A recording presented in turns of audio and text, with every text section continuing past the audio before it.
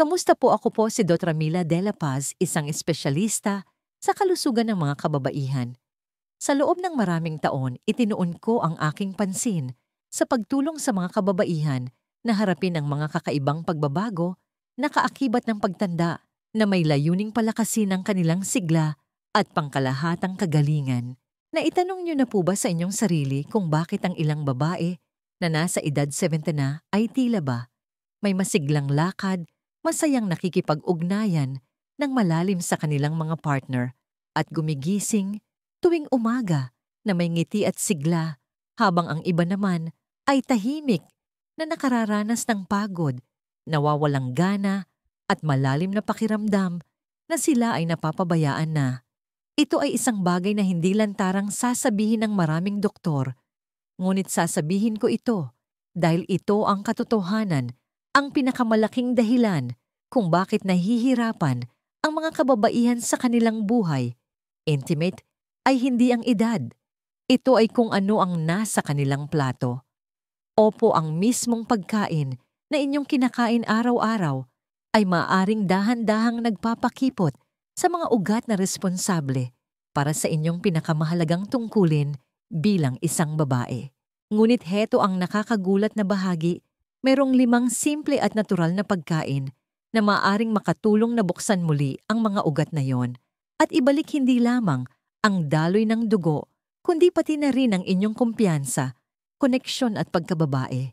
Nakausap ko na ang libu-libong kababaihan na pakiramdam nila ay hindi na sila nakikita o tapos na ang kanilang pinakamagagandang taon at nasaksihan ko silang muling nabuhay sa sandaling inayos namin ang isang bagay, ang kanilang sirkulasyon. Ngayon dito, nagkakamali ang karamihan. Hindi po ito tungkol sa mga hormone cream, mga reseta, o mamahaling paggamot. Sa katunayan ng ilan sa mga pinakamabisang solusyon ay nasa inyong kusina, ngunit walang sino man ang nagpaliwanag kung paano o bakit ito gumagana, lalo na pagdating sa pagpapabuti ng daloy ng dugo kung saan ito pinakamahalaga. At huwag po kayong magkakamali. Hindi lamang ito tungkol sa kalusugan ng puso. Ito ay tungkol sa enerhiya, sensitibidad, kasiyahan, at malalim na pakiramdam ng pagiging buo. Kaya ano ang 5 pagkaing ito at paano sila gumagana ng napakabilis?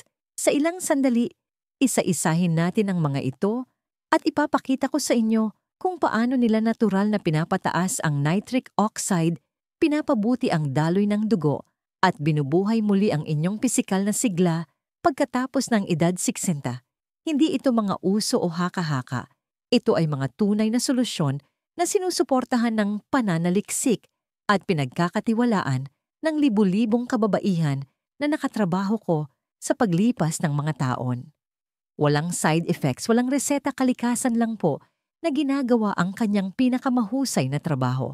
Ngunit bago natin talakayin ang listahang yon, mahalagang maunawaan kung bakit humihina ang sirkulasyon pagkatapos ng edad 60.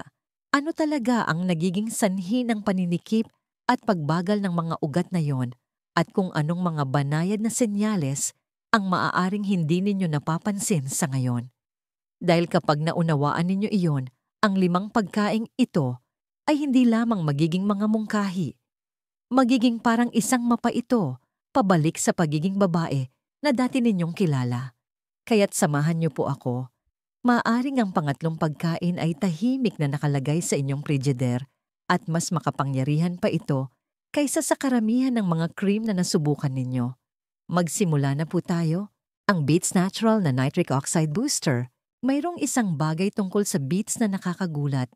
Kahit sa mga pinaka-skeptical na babaeng nakatrabaho ko, kapag una ko itong inirekomenda, may ilan na napapataas ang kilay. Beats talaga po, doktora. Ngunit pagkalipas ng ilang linggo, bumabalik sila na may ibang ekspresyon pagkamangha minsan ay may luha pa ng kaligayahan sa kanilang mga mata. Dr. de la Paz, may kakaiba po. Mas mainit ang pakiramdam ko, mas buhay. Gumagana na po ulit ang lahat.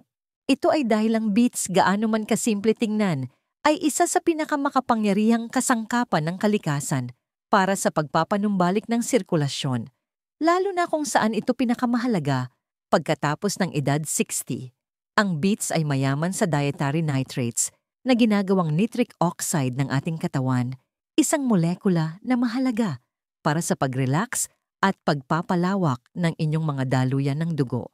Kritikal ang prosesong yon dahil kapag bukas ang inyong mga ugat, mas madaling dumadaloy ang dugo na nagpapataas ng sensitibidad at init sa buong katawan, lalo na sa mga bahagi na tila natutulog na dahil sa edad. Para sa mga kababaihan, nangangahulugan yon ng mas matinding kasiyahan, mas mahusay na natural na lubrikasyon at panibagong intimasya. May mga babae akong pasyente na nagsabi sa akin na nararamdaman nila ang isang banayad na init na bumabalik sa kanilang mga kamay, paa at pelvic region, parang isang switch ng ilaw na muling binuksan. Hindi lang yan pagbuti ng sirkulasyon, iyan po ang sigla ng inyong katawan na nagbabalik. At hindi ito teorya lamang, ito ay nasusukat. Ipinapakita ng mga klinikal na pag-aaral na ang regular na pag-inom ng beetroot juice o pagkain ng inihaw na beets ay nakakatulong na magpababa ng presyon ng dugo, magpabuti ng endothelial function, ang kalusugan ng mga lining ng inyong daluyan ng dugo, at magpataas ng stamina. Ngunit higit pa sa mga numero ito ay kung ano ang ibinabalik nito sa emosyonal na aspeto, kumpiyansa, koneksyon at isang panibagong pakiramdam ng inyong sariling pagkababae. Naaalala ko ang isang 70 taong gulang na pasyente, si Aling Lydia, na hiwalay sa asawa sa loob ng maraming taon, na nagsabing sumuko na siya sa pag-asang makaramdam muli ng pagnanasa. 2 buwan matapos magdagdag ng beets sa kanyang dieta, may nakilala siyang bago at sinabi sa akin, pakiramdam ko po ay 40 anyos ulit ako. Hindi ko alam na kaya pala yun gawin ng pagkain. Ang beets ay hindi isang magic pill, ngunit ito ay isang mabisang panimula. Kahit na ginawang juice, inihaw o hinalo sa isang smoothie, sinusuportahan nito ang sirkulasyon sa paraang hindi kayang gawin ng karamihan sa mga suplemento.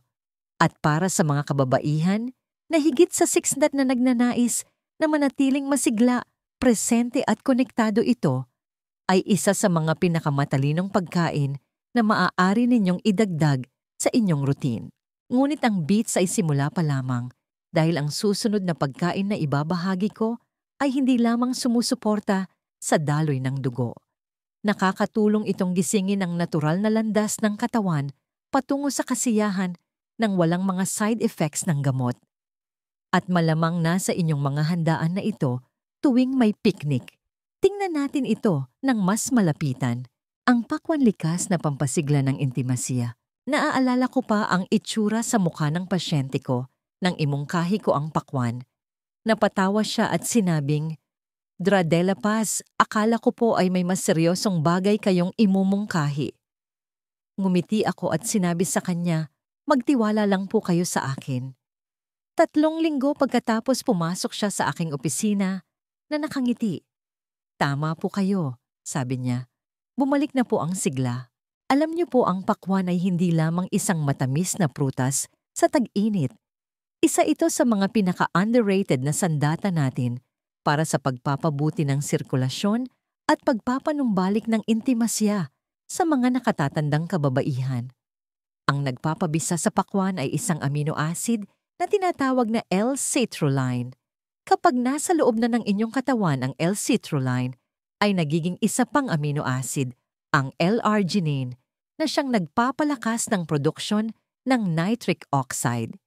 Ang nitric oxide na yon, tulad ng alam natin, ay nagre-relax ng inyong mga daluyan ng dugo na nagpapahintulot sa mas mahusay na daloy ng dugo sa buong katawan na mahalaga para sa pagkasabik at pakiramdam sa pelvic region.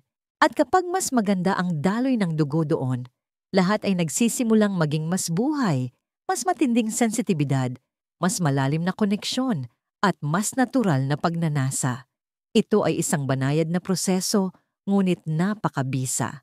Para sa mga kababaihan na higit sa kung saan, ang mga pagbabago sa hormonal ay maaaring makaapekto sa pagkaelastiko ng mga ugat. Ang pakwan ay nagsisilbing isang natural na sistema ng suporta. Hindi nito pinipilit ang anuman. Pinapahusay nito kung ano ang nais pa ring maramdaman ng inyong katawan. Isang babae na ginamot ko, si Nanay Elena, 74 taong gulang, ay nagsabi sa akin na hindi niya naramdaman na tunay na presente kasama ang kanyang asawa sa loob ng mahigit 1 taon. Nagsimula siyang kumain ng pakwan araw-araw, mga sariwang hiwa lang. Pagkatapos ng hapunan at sa loob ng ilang linggo, sinabi niyang nagsimula siyang makaramdam muli ng mainit at kaaya-ayang enerhiya, kapwa sa emosyonal at pisikal na aspeto. Ang kagandahan ng pakwan ay ito ay masarap at madaling idagdag sa inyong buhay. Hindi kayo sumusubok ng mga komplikadong lunas o nakikitungo sa mga side effects. Ninanamnam nyo lang ang isang bagay na nakakapresko at matamis habang tahimik na inaayos ang daloy ng buhay sa ilalim ng balat. At para sa mga nakatatandang kababaihan na pakiramdam ay wala na ang bahaging iyon ng kanilang buhay, hindi po totoo iyon. Naghihintay lamang itong muling magising.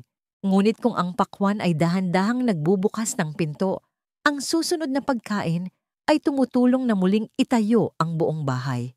Hindi ito matamis o makatas. Sa katunayan, ito ay isang bagay na madalas hindi pinapansin ng maraming babae sa bawat pagkain. Ngunit ang ginagawa nito para sa inyong mga ugat at pangkalahatang enerhiya ay kahanga-hanga. Huwag po itong palampasin. Ang spinach ang dahon na nagpapanumbalik ng sigla. Nakakilala na ako ng mga babae sa kanilang 60s at 70s na nagsabing pakiramdam nila ay parang humina na. Ang kanilang panloob na ilaw, pagod sa araw, walang koneksyon sa gabi, hindi maramdaman ang init at kasiyahan na dati nilang nadarama sa kanilang mga relasyon. Ngunit kapag tiningnan natin ng lampas sa mga sintomas ang ugat ng isyu, ay halos palaging iisa, mabagal na daloy ng dugo. At ang lunas, madalas nagsisimula ito sa isang bagay na kasing simple at hindi pinapansin, tulad ng spinach. Opo, spinach. Ang madahong gulay na ito ay maaaring hindi mukhang kapanapanabik, ngunit ang ginagawa nito sa loob ng inyong katawan ay lubos na makapangyarihan. Ang spinach ay mayaman sa natural na nitrates tulad ng beets, magnesium at folate, mga sustansyang nagbubukas ng inyong mga ugat, nagbabawas ng paninigas sa inyong mga daluyan ng dugo, at hinahayaang dumaloy ng mas malaya ang sirkulasyon. At para sa mga nakatatandang kababaihan, nangangahulugan iyon ng mas maraming enerhiya, mas malinaw na pag-iisip, at higit sa lahat, mas mahusay na daloy ng dugo sa inyong pinakasensitibong mga bahagi na nagpapahusay ng kasiyahan at pagkasabik. Mayroon akong pasyente, si Ginang Teresita, 69, taong gulang, na noong una ay nag-aalinlangan. Ngunit pagkatapos ng 3 linggo ng pagkain ng spinach araw-araw, pinasingawan sa gabi o hinalo sa kanyang morning smoothie, bumalik siya na may luha sa kanyang mga mata.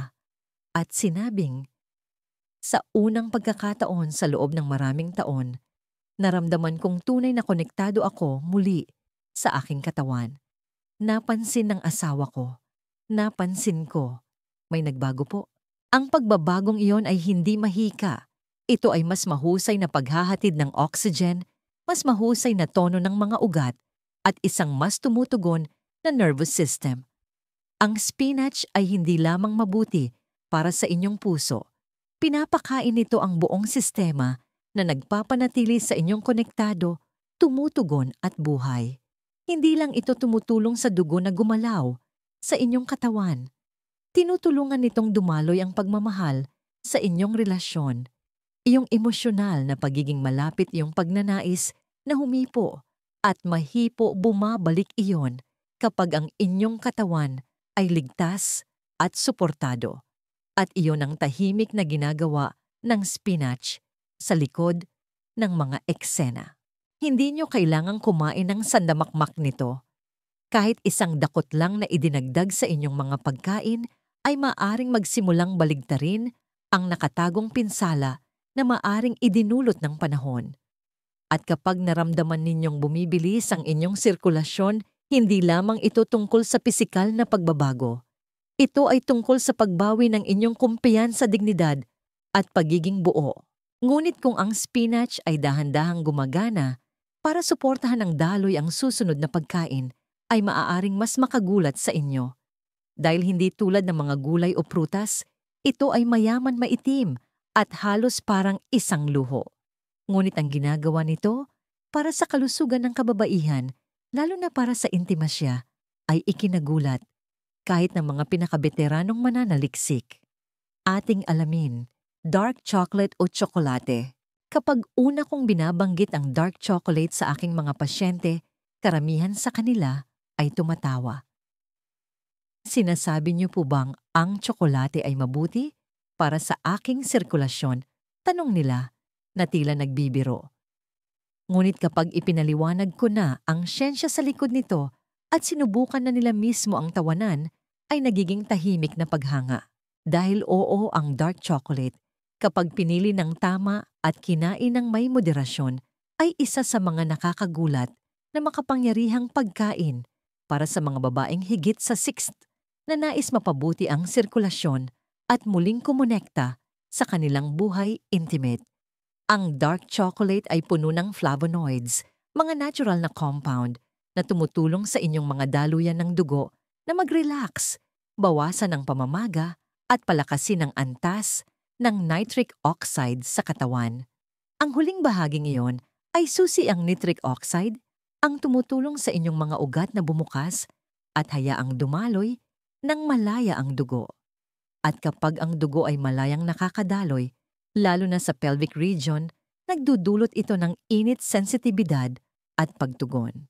Naalala ko ang isang 73 taong gulang na pasyente, si Lola Fe, na matagal nang nahihirapang makaramdam ng koneksyon sa kanyang relasyon. Nagsimula siyang kumain ng 2 maliit na piraso lamang ng 85% dark chocolate pagkatapos ng hapunan gabi-gabi. Pagkaraan ng 1 buwan dumating siya na nakangiti. Sinabi niya na siya at ang kanyang asawa ay nagkaroon ng isang gabi ng intimasya na hindi nila nararanasan sa loob ng maraming taon. Naramdaman kong natural ito. Sabi niya, parang nahanap namin muli ang aming ritmo. Iyan ang kagandahan ng tunay na dark chocolate. Hindi lamang ito masarap. Gumagana ito kasama ng inyong katawan, hindi laban dito. Hindi ito pumipilit ng isang artipisyal na reaksyon tulad ng ilang paggamot. Pinapalusog nito ang inyong mga daluyan ng dugo, sinusuportahan ang inyong puso, at tumutulong na ibalik ang pagtugon na dati ninyong binabaliwala. At marahil, kasing halaga rin nito, nag-aalok ito ng isang maliit na sandali ng kasiyahan. Araw-araw isang bagay na masarap sa pakiramdam habang gumagawa rin ng mabuti sa katawan. Ngunit tandaan po dapat ito ang tamang uri. Pumili ng hindi bababa sa 70% cocoa mababa sa asukal at namnamin ito ng dahan-dahan. Ang inyong mga daluyan ng dugo at ang inyong partner ay magpapasalamat sa inyo. Gayunpaman kung nagulat kayo sa tsokolate, ang huling pagkain sa ating listahan ay maaring mas lalo pa kayong sorpresahin. Hindi ito matamis, hindi ito mayaman. Sa katunayan ang amoy pa lang nito ay nagpap-aatubili sa ilang kababaihan. Ngunit ang ginagawa nito sa loob ng inyong mga ugat ay kahanga-hanga at maaaring ito na ang pinakamakapangyarihang pagkain para sa sirkulasyon sa lahat. Tingnan natin, ang bawang ang tagalinis ng artery. Kung may isang pagkain na minaliit sa loob ng maraming henerasyon, ito ay ang bawang. Oo, alam ng mga tao na nagdaragdag ito ng lasa sa pagkain.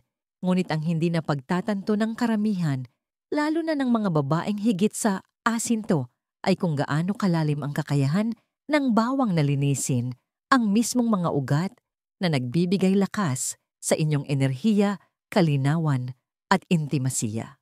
May mga babae akong pumasok sa aking opisina na nag-aalala sumusuko na at nahihiya pa nga na hindi na tumutugon ang kanilang mga katawan tulad ng dati. At paulit-ulit kapag nag-focus kami sa pagpapabuti ng kanilang daloy ng dugo mula sa loob, simula sa bawang bumabalik sila na may mga kwento ng tahimik na pagbabago. Ang bawang ay naglalaman ng isang compound na tinatawag na alisin na lumalabas kapag ito ay tinadtad o dinurog. Ang natural na chemical na ito ay gumagana na parang isang banayad na scrub brush para sa inyong mga ugat na tumutulong na tunawin ang plaque buildup, bawasan ang presyo ng dugo, at pabutihin ang pangkalahatang pagka-flexible ng mga ugat. Hindi lang iyan mabuti para sa inyong puso. Ito ay nagbabago ng buhay para sa mas maliliit at mas sensitibong mga ugat na susi sa pagkasabik at kasiyahan ng babae. Isang babae, si Aling Susan, ang nagsabi sa akin na nagsimula siyang magdagdag ng sariwang bawang sa kanyang mga pagkain sa gabi na hindi umaasa ng malaki.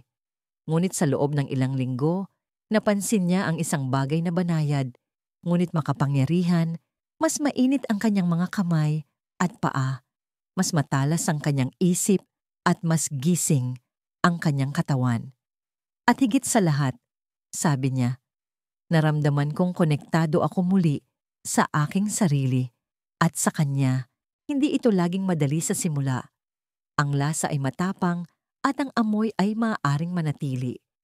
Ngunit ang ibinibigay ng bawang sa inyo ay higit pa sa paunang anghang.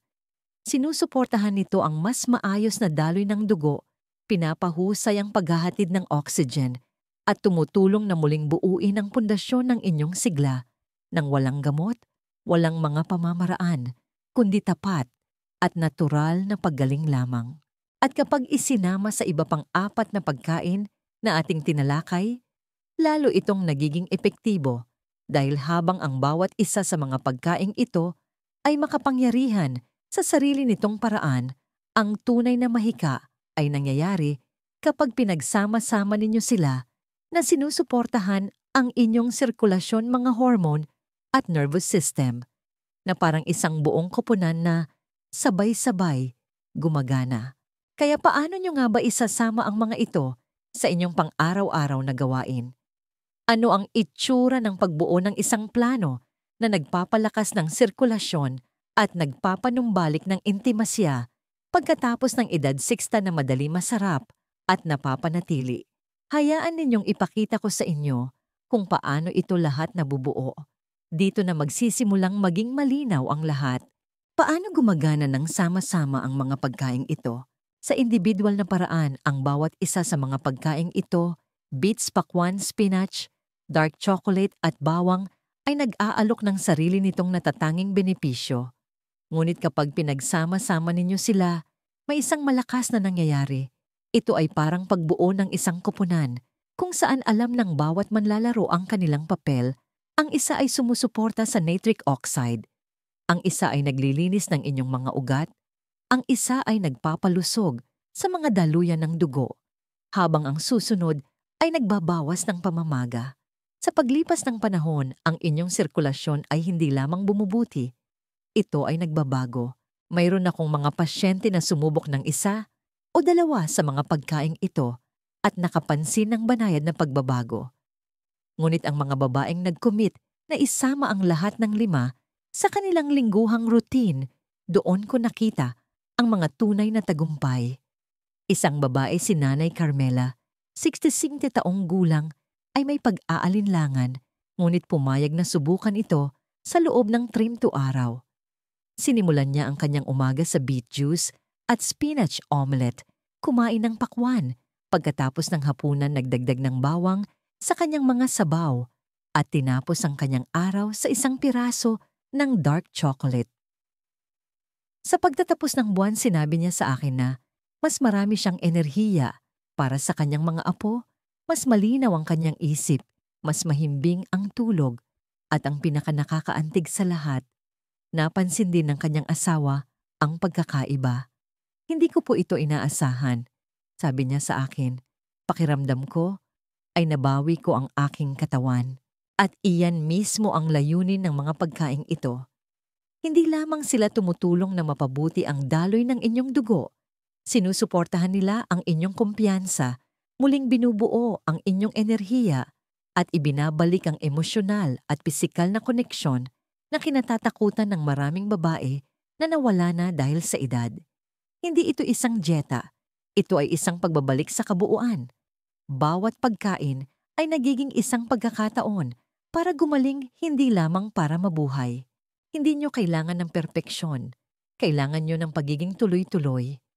Kahit na ang maliliit na pang-araw-araw na pagbabago ay maaring magdulot ng malalaking pangmatagalang benepisyo, lalo na kapag nauunawaan ninyo kung paano nakatali ang pagkain at daloy ng dugo sa pinakapuso ng inyong pagkababae at kagalingan. Ngunit bago kayo pumunta sa palengke o gumawa ng anumang pagbabago, nais kong iwan sa inyo ang isang huling mensahe. Dahil ang pag-unawa sa mga pagkaing ito ay isang bagay, ngunit ang pag-alam kung ano talaga ang nakataya, kung babaliwalain ninyo ang inyong sirkulasyon. Pagkatapos ng edad 60, iyon ang bahaging hindi naririnig ng karamihan sa mga babae hanggang sa huli na ang lahat. Kaya sa huling bahaging ito, hayaan ninyong kausapin ko kayo bilang kapwa babae tungkol sa kung ano ang mangyayari kung wala kayong gagawin at kung bakit hindi pa huli ang lahat para baguhin ang lahat. Isang pangalawang pagkakataon sa sigla at koneksyon. Ginugol ko ang maraming taon sa pakikipag-usap sa mga babaeng tulad ninyo mga babaeng pakiramdam ay tapos na ang kanilang pinakamagagandang taon na tahimik na tinanggap ang ideya na ang pagod pagkawala ng koneksyon at humihinang intimasya ay bahagi lamang ng pagtanda. Ngunit nandito po ako para sabihin sa inyo, hindi po iyan totoo. Malayo sa katotohanan, ang paulit-ulit kong nakikita ay ang katawan. Kapag binigyan ng tamang suporta, ay may kakayahang bumawi. Kahit na pagkatapos ng 62, kahit na pagkatapos ng 70. Minsan ang kailangan lang ay isang pagbabago sa kung ano ang nasa inyong plato para lumikha ng pagbabago sa kung paano kayo nakakaramdam, nag-iisip, gumagalaw at nagmamahal. Ang 5 pagkaing ito na ating pinag-usapan ngayon ay hindi isang gimmick. Hindi ito isang panandaliang uso. Sila ang mga pundasyon ng daloy ng dugo at ang daloy ng dugo ay buhay, beets para buksan ang inyong mga ugat, pakwan para gisingin ang natural na pakiramdam, spinach para suportahan ang bawat pintig ng puso, dark chocolate para i-relax ang mga ugat, bawang para linisin ang mga ito. Kapag ginamit ng magkakasama, hindi lamang nila pinapabuti ang inyong mga numero, ibinabalik nila ang inaakala ng maraming babae na tuluyan nang nawala ang kakayahang kumonekta ng malalim makaranas ng kasiyahan, ng lubos, at muling maging maningning sa sariling balat. Alam ko pong hindi ito laging madali. Marahil ay nahihiya kayo, marahil ay nanahimik kayo tungkol sa mga pagbabagong nangyayari sa inyong katawan. Ngunit pakiusap, pakinggan niyo po ako, kapag sinabi ko ito, hindi kayo nag-iisa at mayroong paraan. Hindi niyo kailangan ng isa pang reseta. Kailangan ninyong maniwala na ang inyong katawan ay gumagana pa rin at nais nitong lumaban para sa inyo kung bibigyan ninyo ito ng pagkakataon. Kaya magsimula po tayo ng dahan-dahan. Gumawa ng isang pagbabago ngayong linggo. Isama ang isa sa mga pagkaing ito sa inyong pang-araw-araw na routine. Pansinin kung paano tumutugon ang inyong katawan. At higit sa lahat, huwag po kayong susuko sa inyong sarili. Dahil ang sigla pagkatapos ng edad 60 ay hindi tungkol sa pagiging kung sino kayo noon. Ito ay tungkol sa pagiging kung sino kayo dapat isang babae na pinipiling patuloy na mamuhay ng lubos. Isang mahalagang aral at huling salita mula kay Dr. De La Paz, ang pinakamalalim na katotohanang natutunan ko sa aking karera sa medisina ay ang ating katawan ay may hindi kapani-paniwalang kakayahan na magpagaling at maging masigla, anuman ang edad, kung bibigyan natin ito ng tamang mga kasangkapan. Ang pag-aalaga sa sarili, lalo na sa pamamagitan ng tamang nutrisyon, ay ang pinakamataas na anyo ng pagmamahal sa sarili. Ito po ang susi sa isang buhay na puno ng sigla, dignidad, at saya sa ating mga ginintuang taon. Huwag nating maliitin ang kapangyarihan ng mga simpleng pagpipilian na ginagawa natin araw-araw, tulad ng mga pagkaing inilalagay natin sa ating plato. Hindi pa po huli ang lahat. Para mamuhunan sa inyong sarili, bawiin ang inyong lakas at palalimin ang inyong mga koneksyon. karapatan ninyong maramdaman na kayo ay masigla konektado at buhay sa bawat yugto ng buhay. Kung nakaantig sa inyo ang mensaheng ito at nahanap ninyong kapaki-pakinabang ang impormasyong ito, paki-type po ang yes sa comment sa ibaba para malaman ko. Huwag po kalimutang mag-subscribe para sa iba pang kaalaman tungkol sa malusog na pagtanda at pakibahagi po ito sa inyong mga kaibigan o kamag-anak na maaaring makinabang. Hindi niyo po alam kung kaninong buhay ang maaari ninyong mabago.